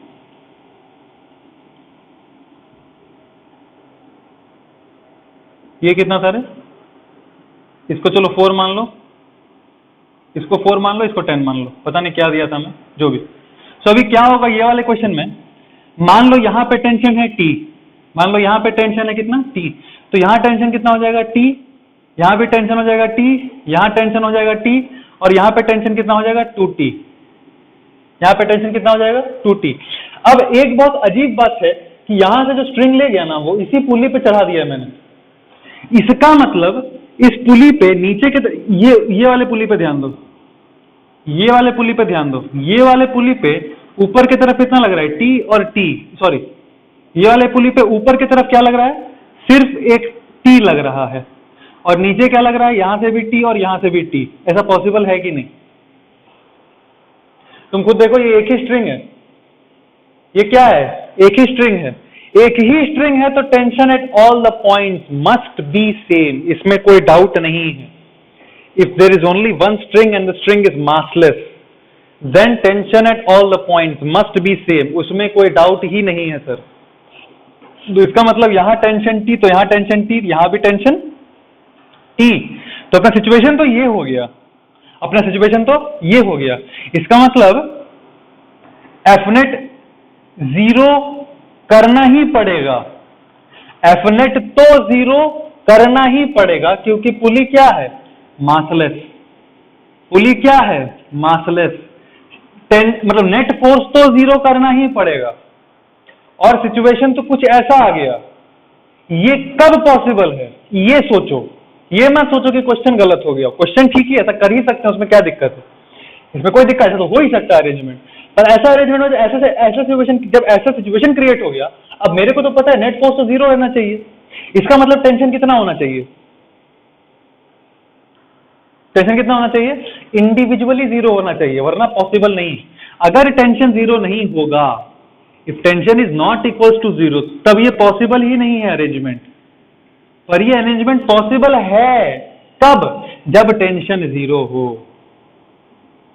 बट सिस्टम तो बनेगा ना वैसा, ऐसा तो नहीं कि ऐसा सिस्टम बना ही नहीं सकता। ऐसा है क्या कि जब हम लगाने जाएंगे रस्सी तो लगेगा ही नहीं, बोलेगा हटा बेटा हम कैसे सिस्टम बन जाए, हम तो पॉसिबल ही नहीं है सिस्टम बनना। ऐसा थोड़ी बोलेगा वो आपको, आप तो लगा ही सकते हैं, यहाँ से रस्सी ले जाके लगा सकते कि नहीं लगा सकते, ऐसा थोड़ी बोलेगा हटा सावन की घटा है तो पॉसिबल ही नहीं है, ऐसा नहीं हो सकता ना। तो इसका क्या मतलब है, इसका मतलब यह है कि वो टेंशन को 0 होना पड़ेगा। इसका मतलब but in this system tension must be 0। जब टेंशन 0 होगा तो ऊपर का जो फोर्सेस है वो 0 और नीचे का जो फोर्सेस है 0। सो इसका मतलब this implies the tension is 0, automatic है वो आपको ढंग से समझना है कि कैसे। आई होप समझ में आया। ऐसे सिचुएशन जिसमें आप देखेंगे ऐसा करके ऊपर आ जा रहा हो, क्योंकि ये एग्जांपल्स में क्या था, एक बार ध्यान से देखो, कंफ्यूज नहीं होना। ये सारे एग्जांपल्स में ये वाला हमको नहीं पता रहता था, हमको पता सिर्फ ये रहता था, मैं इसके अज्यूम करता था टेंशन T है तो ये T ये T ये T, तो इसका हम बोल देते थे कि टेंशन 2T होगा, क्योंकि नेट फोर्स 0 कराना था मेरे को। ये मेरे को पता नहीं था पहले से, ये मेरे को पहले से नहीं पता था कि टेंशन 2T है, ये मैं बताता था कि टेंशन 2T है, क्योंकि ये T और ये T है तो ये T 2T ऊपर लग रहा है तो 2T नीचे लगना चाहिए, ऐसा बोलते थे। उसी तरह से यहां मैं कहता था टेंशन T पकड़ लो, यहाँ टेंशन T यहाँ टेंशन T हो जाएगा, क्योंकि ये एक ही स्ट्रिंग है, तो ये स्ट्रिंग में टेंशन हर जगह T होगा ही होगा, पर इस स्ट्रिंग में हम टेंशन 2T होना चाहिए बोलते थे। देख होना चाहिए क्यों, क्योंकि नेट फोर्स 0 होना चाहिए, पर यहाँ पे T ऑलरेडी आ चुका है क्योंकि ये एक ही स्ट्रिंग है मेरा। सो देयरफॉर टेंशन को 0 होना पड़ेगा, वरना नीचे 2T फोर्स लग जाएगा और ऊपर T, नेट फोर्स होना नहीं चाहिए उस पर। Therefore individually the tension has to be 0। अब ध्यान से देखो, जब टेंशन 0 ही हो गया, जब यहाँ पे टेंशन 0 ही हो गया तो ये फ्री फॉल करेगा कि नहीं, इस पे नेट फोर्स कितना हो जाएगा, इस पे नेट फोर्स कितना हो जाएगा, उसका वेट, और ऊपर तो टेंशन लग ही नहीं रहा, अरे ऊपर टेंशन तो लग ही नहीं रहा, तो force equals to mass into acceleration, मतलब बेसिकली क्या है, वो फ्री फॉल कर रहा है, टेंशन है ही नहीं। जब टेंशन है ही नहीं तो ये भी 0, तो यहाँ का टेंशन भी 0, तो ये भी फ्री फॉल करेगा, मतलब ये भी g मीटर पर सेकंड स्क्वायर से गिरेगा और ये भी g मीटर पर सेकंड स्क्वायर से गिरेगा, दोनों का दोनों ब्लॉक्स g मीटर पर सेकंड स्क्वायर से ही गिरेगा, दोनों का दोनों ब्लॉक्स। आई होप ये क्लियर है ढंग से। This is one peculiar case of constraint motion, जहाँ पे ऐसा आता है, स्ट्रिंग को अगर घुमा के उसी पुली पे लगा देंगे, in that case the tension has to be 0, otherwise वो सिस्टम एग्जिस्ट नहीं कर सकता। ठीक है, अब एक दो एग्जांपल मैं आपको कराना चाह रहा हूं, किसका, मल्टीपल स्ट्रिंग्स का करा देता हूं। देखो टाइम है, मल्टीपल स्ट्रिंग्स, अभी तक हमने जितना सिस्टम्स देखा उसमें कितना स्ट्रिंग्स है, देखो एक ही स्ट्रिंग है। जितना भी क्वेश्चन आपने सॉल्व किया एक बार कॉपी पलट के देखो, एक ही स्ट्रिंग है। अच्छा एक काम करो, अगर अभी तक सब कुछ समझ में आया है तो एचसी वर्मा खोल लो और एचसी वर्मा का पूरा एक्सरसाइज में अभी कर लो बेटा, स्क्रीन पॉज करके एचसीवी का जितना एक्सरसाइज में कंस्ट्रेंट का क्वेश्चन फिगर में दिख रहा होगा वो सारा सॉल्व कर लेना। सारा वैरायटी करा चुका हूं मैं ऑलरेडी, आप कर भी चुके हैं। एचसीवी अभी तुरंत स्क्रीन पॉज करके पहले कर लो, फिर आगे बढ़ना, वरना प्रॉब्लम होगा। एचसीवी का एक्सरसाइज जो भी सब्जेक्टिव एक्सरसाइजेज है उसका सारा क्वेश्चन अभी का अभी तुरंत स्क्रीन पॉज करके आप कर लो, फिर आगे बढ़ेंगे। ठीक है, देखो इधर मैं क्या बोल रहा था, अभी तक एक ही स्ट्रिंग कर रहे हैं। अब हम जो केसेस लेंगे वो मल्टीपल स्ट्रिंग्स का लेंगे, मल्टीपल स्ट्रिंग्स का केस लेंगे। ठीक है, तो देखो क्वेश्चन ही है, क्वेश्चन से ही हम सिखाएंगे। देखो मान लो ऐसा करके क्वेश्चन, ये एक ब्लॉक है, यहाँ पे एक पुली है, ये एक पुली है जो ऊपर अटैच्ड है, यहां से एक और पुली निकला ऐसे करके, ये भी ऊपर गया और फिक्स्ड। ठीक, यहां पे एक ब्लॉक लगा हुआ है सपोज 10 kg का और ये अपना 4 kg। आप बार बार मत सोचना सर 10 kg 4 kg क्यों ले रहे हैं, बस ऐसे ले रहा हूं, there is no specific reason for that, हम कुछ भी ले सकता हूं मैं। ठीक है, तो ये अपना 4 ऐसे करके अरेंज है, यहाँ पे 10 है। अब मेरे को बताओ, अब एक काम करो, पहले तो आप लोग इक्वेशन लिखो, ये वाला क्वेश्चन साथ में करेंगे, ये वाला क्वेश्चन साथ में करेंगे और फिर मैं एक क्वेश्चन दे रहा हूं, ये आप खुद से करेंगे, वो मैं देता हूं बाद में। पहले ये वाला क्वेश्चन एक बार इसका ये साथ में करते हैं, देखो ध्यान से। पहले तो इसका हम इक्वेशन लिखते हैं, हम मानते हैं कि ये नीचे जा रहा है और ये वाला ब्लॉक इधर आ रहा होगा। ठीक है, तो हम इक्वेशन क्या लिखेंगे, देखो टेंशन अज्यूम करना पड़ेगा ना अपने को। टेंशन हम कैसे अज्यूम कर ले, मानते हैं ये टेंशन T है, ये भी टेंशन T, ये भी टेंशन T। ठीक, ये टेंशन कितना 2T, ये भी टेंशन 2T, तो ये टेंशन कितना हो जाएगा, सोच के बोलो। ये टेंशन T, तो ये टेंशन 2T, तो ये टेंशन कितना हो जाएगा 4T। ठीक है, इसका इक्वेशन क्या लिखेंगे, देखो mg minus 4T equals to mass into, जाहिर सा बात है अब इसका, अब इतना पढ़ने के बाद समझ में आ गया होगा कि इसका एक्सेलरेशन सेम हो, ऐसा जरूरी नहीं है। क्योंकि जरूरी नहीं है तो इसका हम मानते हैं A1 और इसका मानते हैं हम A2। ठीक है, तो इसका अपना इक्वेशन लिख लिया हम आराम से, कोई दिक्कत नहीं। इसका भी सिंपल सा इक्वेशन आएगा, force equals to mass into acceleration horizontal, और कोई फोर्स हॉरिजॉन्टल में लग रहा है क्या, नहीं, सिर्फ टेंशन लग रहा है, तो net force equals to mass into acceleration. ठीक, दो इक्वेशन आ गया, वेरिएबल कितना है 3 दिख रहा है। इसका मतलब और तो कोई इक्वेशन लिख भी नहीं सकते, और तो कोई इक्वेशन लिख भी नहीं सकते, तो एक और इक्वेशन कहां से मिलेगा हमको, कंस्ट्रेंट मोशन से। तो कंस्ट्रेंट मोशन से कैसे मिलेगा एक और इक्वेशन, देख कितना नंबर ऑफ स्ट्रिंग्स दिख रहा है आपको, नंबर ऑफ स्ट्रिंग्स कितना दिख रहा है, ध्यान से सोच के बोलो, एक दिख रहा है कि 2 दिख रहा है, नंबर ऑफ स्ट्रिंग्स 2 है। एक है ये वाला, ध्यान से देख बहुत सिंपल है, एक है ये वाला स्ट्रिंग राइट, और दूसरा है स्ट्रिंग ये वाला, तो टोटल कितना स्ट्रिंग्स हो गया 2। तो जब कंस्ट्रेंट्स का बात करेंगे हम, जब कंस्ट्रेंट्स का बात करेंगे तो पहले तो स्ट्रिंग ढीला इक्वल टू स्ट्रिंग टाइट एक ही के लिए लिखते थे। देखो लॉजिकली सोचो ना, जब मैं लिखता हूं स्ट्रिंग ढीला इक्वल टू स्ट्रिंग टाइट, ये कितने स्ट्रिंग्स के लिए वैलिड है, ये फॉर ईच स्ट्रिंग लिखना पड़ता है। ये किसके लिखना पड़ेगा, for each and every string, क्योंकि हर स्ट्रिंग ढीला होगा और उतना ही वो टाइट होना चाहिए, हर स्ट्रिंग के लिए वैलिड है ना। तो अगर 2 स्ट्रिंग्स है तो 2 बार हमको स्ट्रिंग ढीला इक्वल टू स्ट्रिंग टाइट लिखना पड़ेगा और उससे हमको फाइनल रिलेशन मिलेगा। तो मान लो ये x चला, हम जनरली ऐसे ही मानते हैं, रिलेशन किसमें चाहिए, इसमें और इसमें, राइट।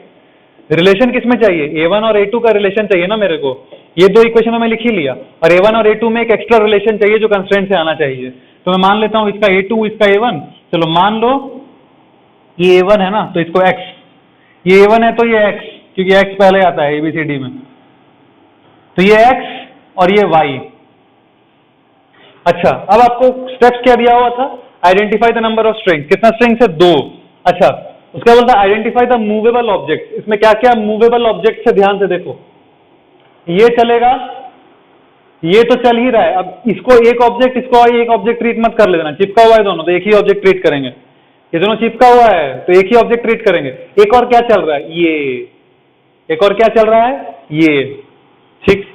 तो हम क्या करते हैं, देखो इसका मैंने माना है x चलेगा, इसको मैंने माना y चलेगा, इसको मैं मानना पड़ेगा क्या, ABCD करके मानो, XYZ मत मान लो, कंफ्यूजन होगा, क्योंकि A एलिमिनेट होगा, अपना जो आंसर चाहिए वो x और y के टर्म्स में चाहिए ना। तो बाकी जितने ही मूवेबल ऑब्जेक्ट्स रहेंगे उसको आप क्या अज्यूम करो, वेरिएबल्स ए बी सी, आसानी होगा। तो हम मानते हैं, हम क्या मान लें कि ये नीचे गया ए से। अच्छा, ये नीचे जाएगा कि ऊपर जाएगा, पहले तो ये बताओ मेरे को, कॉमन सेंस सोच के बताओ, ऊपर जाएगा नीचे जाएगा। देख, अगर ये इधर घसकेगा तो इसको नीचे आना पड़ेगा, ऐसा थोड़ी कि ये इधर घस गया ये भी ऊपर चला गया, यही झूल जाएगा नीचे से, स्ट्रिंग नीचे झूल जाएगा। अगर ये ऊपर आ गया तो प्रॉब्लम हो जाएगा, तो पुली नीचे ही जाएगा, ये तो श्योर है। और डायरेक्शन सही से अज्यूम करना है, इसलिए बोल रहा हूँ कॉमन सेंस से देख के आपको डायरेक्शन ढंग से अज्यूम करने का है। तो क्या सारा मूवेबल चीज का मैंने डायरेक्शन अज्यूम कर लिया और तो कुछ चल नहीं रहा? नहीं, ये चल रहा है, ये चल रहा है, ये चल रहा है, सिंपल। अब ध्यान से देखो, कितना स्ट्रिंग है? 2। तो ये वाले स्ट्रिंग के लिए कंस्ट्रेंट लिखना है मेरे को, सिंपल। फॉर स्ट्रिंग 1 पहला कंस्ट्रेंट क्या लिखें? देखो, जब ये इधर y चलेगा, जब ये इधर y चलेगा तो स्ट्रिंग ढीला होगा या टाइट होगा? ये इधर y चलेगा तो स्ट्रिंग ढीला होगा, टाइट होगा? भाई ढीला होगा, कितना? y। अच्छा, ये नीचे जाएगा कितने से? a से। ये नीचे जाएगा a से, ये नीचे जाएगा a से, तो स्ट्रिंग ढीला होगा, टाइट होगा? टाइट होगा, कितने से? 2a से।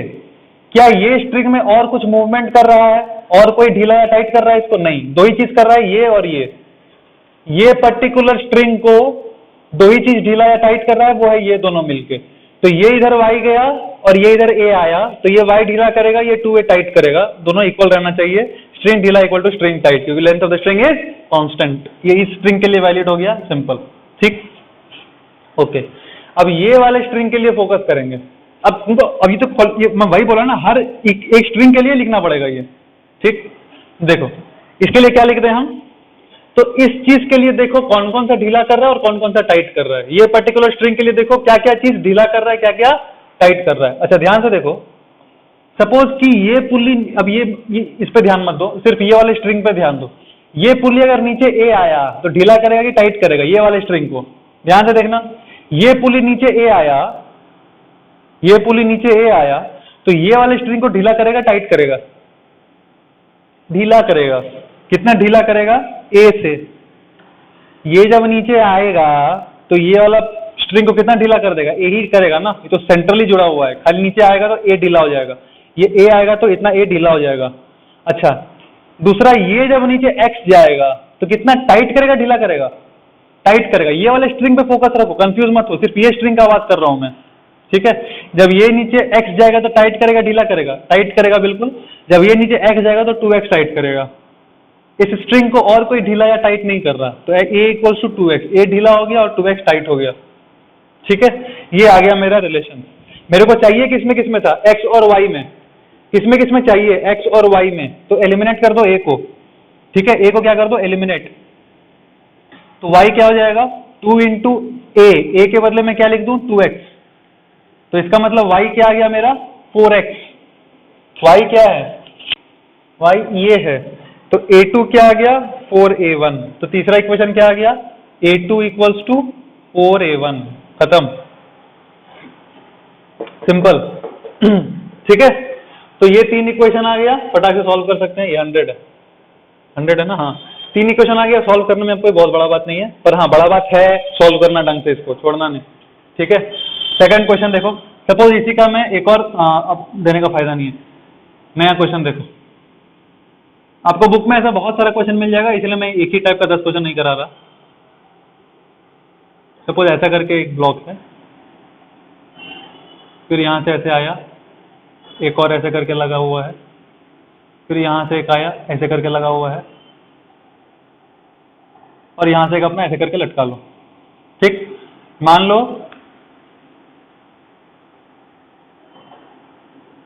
लो this is 10 kg, this is 2 kg, ठीक है। मान लो ये 10 किलो का है और ये 2 किलो का ही है। अब फिर से क्वेश्चन वही है, find the acceleration of the blocks.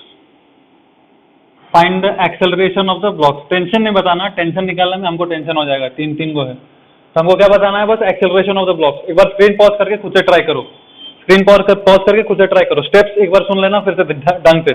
आपको देखना है नंबर ऑफ स्ट्रिंग्स कितना है। अच्छा, इसका एक बार रिवीजन करा रहा हूँ, देखो तो ध्यान से, इसका रिवीजन करा रहा हूँ, देखो ध्यान से। मेरा ऑब्जेक्टिव क्या था? ऑब्जेक्टिव था find the tension and acceleration. तो ये दोनों ब्लॉक्स पे फोकस था मेरा, ये दोनों ब्लॉक्स पे जब फोकस था मेरा, मैंने आराम से इसका इक्वेशन तो लिख लेना है। यहाँ टेंशन T तो यहाँ 2T, यहाँ 2T, यहाँ 2T तो यहाँ 4T। तो 100 minus 40 equals to mass into इसका एक्सेलरेशन, और इसके लिए t equals to mass into acceleration. A1 A2 लिया है क्योंकि एक्सेलरेशन सेम तो नहीं होगा, तो ये पहला चीज। दूसरा चीज, और कोई क्वेश्चन लिख नहीं सकते तो अपने को हिंट लग रहा है कि कंस्ट्रेंट मोशन का यूज मेरे को करना ही पड़ेगा। ये दूसरा चीज, जब कंस्ट्रेंट इक्वेशन का मेरे को यूज करना है तो आप देखना है कितना स्ट्रिंग है, टोटल 2 स्ट्रिंग दिख रहा है, और मेरे को रिलेशन किस में चाहिए, एक्स और वाई में। रिलेशन किस में चाहिए, एक्स और वाई में, तभी तो A1 A2 में रिलेशन आएगा। तो बीच वाले क्या इंटरमीडिएट्स हैं, वो उड़ जाएंगे, वो हट जाएंगे, पर हमको हटाने के लिए इक्वेशन तो लिखना पड़ेगा कंस्ट्रेंट का। तो देख, 2 ये है, एक स्ट्रिंग, इसके लिए हम लिखेंगे, तो आप सारे मूवेबल ऑब्जेक्ट को हिला लो, इसको हिलाओ, इसको हिलाओ, तो ये वाई ढीला करेगा और ये 2A टाइट कर देगा, ये चलेगा तो 2A इक्वल्स टू वाई। अच्छा, ये स्ट्रिंग में जब ये पुली नीचे A से आएगा तो ये स्ट्रिंग सिर्फ A ही ढीला होगा, और जब ये नीचे X चलेगा तो ये 2X टाइट कर देगा, A इक्वल्स टू 2X। ये 2 इक्वेशन से एलिमिनेट करके X और Y में रिलेशन चाहिए, ये ऑब्जेक्टिव ध्यान रखना, बोलना नहीं ऑब्जेक्टिव, खो मत जाना यहाँ पे। X और Y में रिलेशन चाहिए था अपने को, क्योंकि A1 A2 में रिलेशन चाहिए, डिफरेंशिएट करके आ जाएगा। वही काम यहाँ पे करना है, फटाक से देखो, ट्राई करो, फिर देखो। टेंशन कहाँ माने, टेंशन यहाँ मान लेते हैं, चलो T, ये भी T, तो ये कितना हो गया 2T, सही बोल रहा हूँ ना मैं?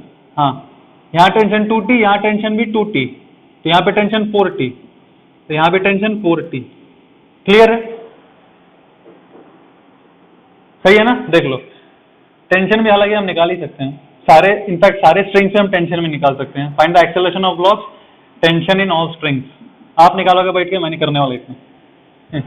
ठीक है, तो देखो टेंशन यहाँ मान लो T, तो यहाँ टेंशन 2T, यहाँ 4T। ठीक, इसका इक्वेशन लिख सकते हैं कि नहीं? मैं मानता हूँ ये नीचे जा रहा है, भारी लग रहा है, इसको नीचे भेज दो। एक्सेलरेशन मान लो, फटाक से देखो, A1, इसका एक्सेलरेशन ऊपर की तरफ A2। जब ये नीचे जा रहा है, क्या इक्वेशन लिखूंगा? एक सेकंड टाइम देखने दो। ओके, थोड़ा फास्ट करना पड़ेगा। देखो, ये नीचे जा रहा है तो mg minus T equals to mass into acceleration. Clear है सबको डांस से? अच्छा, इसके लिए क्या लिखेंगे? ये ऊपर की तरफ जा रहा है तो 4T, 2T और T कितना आ गया?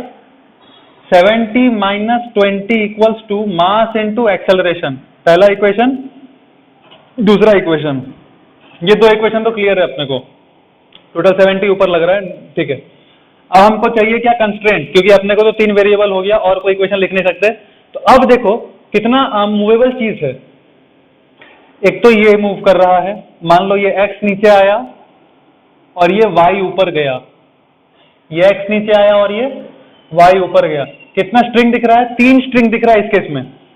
एक स्ट्रिंग ये, दूसरा स्ट्रिंग ये और तीसरा स्ट्रिंग ये। कितना कंस्ट्रेंट लिखना पड़ेगा? 3। बहुत सिंपल है। तो देख, इसको मान लो x, इसको मान लो y, फटाक से देखो, ये भी मूवेबल है ना। अच्छा, एक बात बताओ, ये जब ऊपर चलेगा तो ये नीचे आएगा कि नहीं? ये, अरे ये नीचे आएगा तभी तो ये ऊपर जाएगा ना यार। ये क्या कर रहा है? ढीला कर दे रहा है, तो ये टाइट भी तो होना चाहिए। ये स्ट्रिंग है, कंफ्यूज मत होना, यहाँ भी थोड़ा सा क्या है, स्ट्रिंग है। तो मैं मानता हूं कि ये नीचे आया A से और ये नीचे आया B से, ये दोनों भी नीचे ही आएगा। ऐसा नहीं इसको भी उठा दिया ऊपर, इसको भी ऊपर उठा दिए, ढीला ही हो जाएगा बेटा स्ट्रिंग। आपको हमने अज्यूम किया है कि in question every time the string will be taught, ऐसा असम्पशन है। अब ध्यान से देख, ये वाले स्ट्रिंग का बात कर लेते हैं हम। सिर्फ ये वाले, अब एक स्ट्रिंग के लिए एक इक्वेशन लिखना, कंफ्यूज नहीं होना। एक स्ट्रिंग पे ध्यान देते टाइम दूसरे स्ट्रिंग की तरफ मत देखना। तो ये वाला आंख बंद कर लो, सिर्फ इस पे ध्यान दो। जब ये y ऊपर जाएगा, जब ये ब्लॉक y ऊपर जाएगा, तो ये वाले स्ट्रिंग को कितने से ढीला करेगा या टाइट करेगा? सिर्फ ये वाले को, सिर्फ y से ढीला करेगा, सिर्फ y से ढीला करेगा। ध्यान देना, जब ये ब्लॉक ऊपर जाएगा तो ये स्ट्रिंग सिर्फ y से ढीला होगा ना। हाँ, पर जब ये पुली, अच्छा बड़ा अजीब चीज हो गया, जब ये पुली नीचे A से आएगा तो ये ढीला करेगा या टाइट करेगा? ये वाले स्ट्रिंग को ढीला करेगा या टाइट करेगा? जब ये A से नीचे आ रहा है तो ढीला करेगा या टाइट करेगा? टाइट करेगा। कितने से? A से ही, 2A से नहीं करेगा। चिपका हुआ है ना डायरेक्टली, ऐसे करके यहाँ से आके डायरेक्टली यहाँ पे आके अटैच्ड है ना, सेंटर से अटैच्ड है, सेंटर से। तो जब खींचेंगे इसको तो स्ट्रिंग भी नीचे कितने से खिंचा जाएगा? चुपचाप A से ही खिंचा जाएगा। A से टाइट होगा और ये y से ढीला कर रहा है, दोनों बराबर। पहला ओके। दूसरा स्ट्रिंग के लिए देखो, जब ये A से नीचे आ रहा है तो टाइट कर रहा है, ढीला कर रहा है? ये वाले स्ट्रिंग के लिए ध्यान देना, ये वाले स्ट्रिंग पे A से नीचे आ रहा है तो 2A ढीला कर दे रहा है। क्लियर है? थोड़ा कॉम्प्लिकेटेड है। देखो, आपको देखना पड़ेगा कि ये सेकंड स्ट्रिंग में क्या क्या ढीला कर रहा है और क्या क्या टाइट कर रहा है। सब चीज का ध्यान, सब चीज को अकाउंट में लेना पड़ेगा। Little complicated. देखो, ज्यादा नहीं, सिंपल। इसको मैं नीचे ले आऊंगा तो ढीला करेगा, टाइट करेगा? ढीला करेगा। कितने से? 2A से कर देगा, क्योंकि देख ऐसे करके स्ट्रिंग गया है। तो ये नीचे ए आएगा तो दोनों साइड से ए ढीला हो जाएगा, तो 2a ढीला हो गया। साथ ही साथ ये भी ऊपर जा रहा है y से, तो टोटल ढीला कितना हो गया y।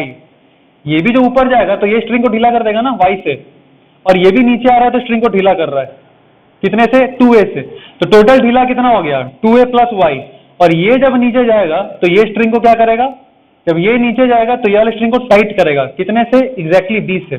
तो ये इक्वल रहना चाहिए, ठीक है। ये जब नीचे b जाएगा तो ये वाले स्ट्रिंग को कितना टाइट कर देगा, b ही तो टाइट कर देगा, बराबर रहना चाहिए, ठीक है। ये दूसरा। अच्छा तीसरा, ये वाले स्ट्रिंग का बात करो, जब ये वाले स्ट्रिंग का बात करो तो ये जब नीचे आएगा b से तो ढीला करेगा कितना, 2b।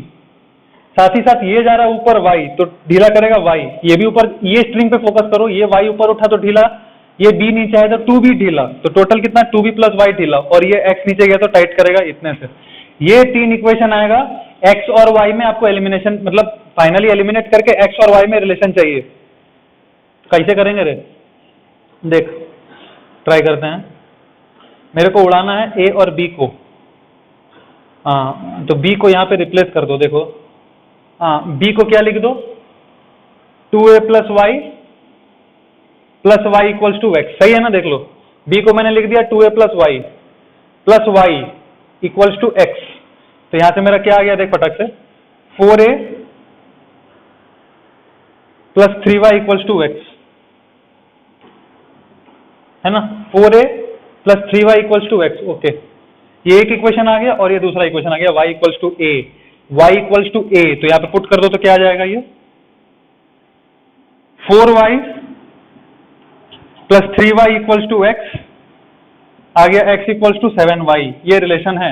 x क्या था, a1 equals to 7a2, a1 equals to 7a2। ये तीसरा रिलेशन आ गया, खत्म, क्लियर, ठीक है। सो आपको ध्यान रखना है, कंस्ट्रेंट इट्स इजी ओनली, और थोड़ा प्रैक्टिस चाहिए। तो और बहुत सारा क्वेश्चंस मैं भी दूंगा और बुक से काफी क्वेश्चंस प्रैक्टिस करेंगे हम लोग तो क्लैरिटी आएगा, ठीक है। हरे कृष्ण।